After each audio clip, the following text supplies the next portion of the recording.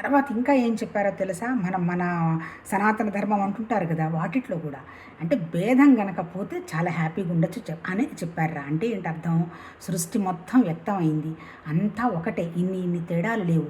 కానీ మనిషికి వచ్చినటువంటి సమస్య అంతా ఏంటి? మన మనస్సుని, మన బుద్ధిని భేదభావంగా చూడటం. చెప్పాడు కదా! 1500 సంవత్సరాల నాడే అన్నమయ్య సినిమా అంతా చెప్పారు కదా! బ్రహ్మం ఒక్కటే, పరబ్రహ్మం ఒక్కటే. అంతే. అంటే తర్వాత ఆ పడే ఒక వెన్నెల దేని మీదైనా పడుతుంది, సేమే అవుతుంది. ఆ తర్వాత ఏంటి? రాజు పోయినా, బంటు పోయినా పోయేదంతా శ్మశానానికే అని చెప్పారు. మరి ఆలోచించండి. అంటే ఇంక నేనేదో చెయ్యాలని అనవసరంగా మానసిక టెన్షన్ పడుతూ తిరిగేదానికంటే ఓకే, హాయిగా సరదాగా చెయ్యాల్సిందే. అంటే ఏంటి? మనసు ఇబ్బంది పడకుండా ఉండేటువంటి పనులన్నీ మనం చేయాల్సిందే.